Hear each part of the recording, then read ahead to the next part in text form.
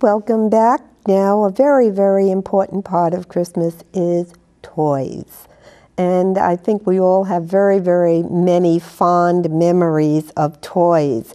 If at times maybe we went to Woolworths, the 5 and dime, and we picked up toys that could be put together and made into models.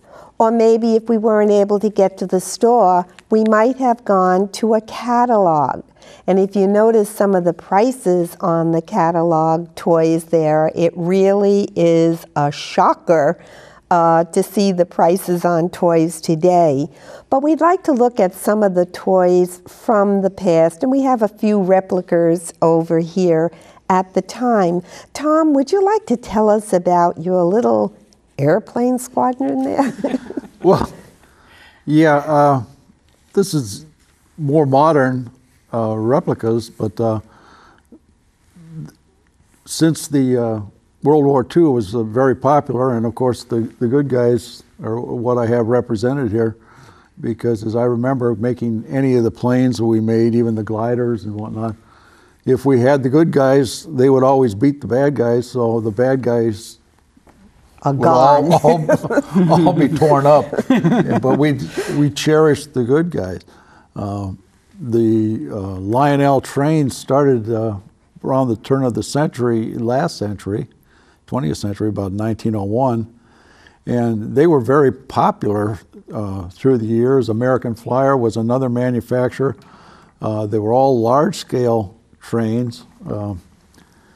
Small scale, like I have here, is really started to come in at the end of the 40s, and they're more popular today. Now they even have real small miniatures, but this gives you a better idea of some of the train sets that you would have. And there was always the old standby, the good old baseball. Basketball and football weren't as popular, but we all had our favorite baseball players. And if nothing else, we could always get a new baseball because we tore up the old one during the year. So there were things that like that you could put on your wish list that were a lot of fun. Mm-hmm. I can imagine. And how about you, Bonnie? You've got a box of crayons there. I sure do. The crayons were here today and here yesterday. In fact, Benny and Smith originally marketed in 1903. They started in the late 1800s with B&S red oxide pigments, and they were also well known for slate pencils and mostly dustless chalk. But they noticed the need for better quality, affordable wax crayons, and the company quickly changed its industrial marking crayons so it could be used in schools. They made crayons smaller and added color pigments to the paraffin wax, and the crayons were an overnight success with children and teachers alike. Today there's over 120 colors. And these were my great companions. I had wonderful coloring books, and it gave my parents hours of relief in the home. So I'd like to ask you a challenge. Can you name those 120 colors? I don't think so, but I can use my imagination. Thank you, Bonnie. Dale, you have a few little things there. Could you tell us about? Well, here we have a yo-yo, one of my favorite things. This one is particularly beautiful, made by Duncan, one of the premier manufacturers of yo-yos. Yo-yos have been popular throughout the world. It's the second oldest toy. The only one being older is a doll. There's ancient Greek yo-yos made of terracotta that you can find in museums in both Greece and as well as Egypt, pictured on the walls in temples. The yo-yo's known to have been popular with important warriors such as Napoleon Bonaparte, for example, as well as one of his nemesis, the Duke of Wellington.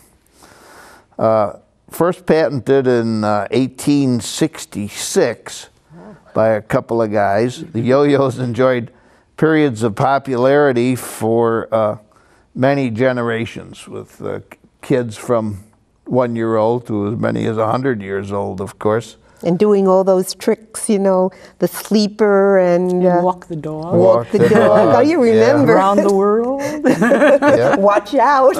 Yeah. Well, thank you very much on that. I'm going to steal this one because this was mine. It's a little metal toy that I got, oh, it must have been about 70 years ago. You just give it a little turn, put it down, and this little chicken goes all up. But these were very, very popular at one time. Now that little guy keeps pecking away, but it's not going to get any toys at all. Could you remember any favorite toy that we don't have here that you really remember receiving for the holidays? I remember one. What? It was a pocket knife. Oh my. A Barrow pocket knife. I can remember that they had a big display in all the department stores. Barrow. Mine was brilliant red, and it was sized exactly to fit in the pocket at the top of my leather high tops. That's why it was called a pocket knife. That's exactly right. And what did you use it for? I used it for everything. Carving sticks. We used to have a game that we played called Mumbly Peg. We used to play out behind the park in a big area that we had cleared out in a field that kids used to frequent. We used to have throwing contests where we'd throw them at a board or in the garage, something like that, you know, at the garage door, unfortunately. Did you have that, Tom? Yes, we had some mumbly peg and some other things like that. Remember that one of the standards, and was even glorified in the movie by the young man who was told he'd put his eye out if he got a BB gun. Oh, the Christmas The story. good old Red Ryder BB gun was a classic of the past. A lot of people. Did you have one? No, I didn't, because my father didn't think it was the right thing. And having two younger brothers, I think he thought there'd be a war over a single one, and if there were three, it would definitely be a war. Well, I can see that toys really are an important part of our life, and we can go on and on. I mean, telling about the many, many gifts that we got and the fun opening them up on the holiday morning.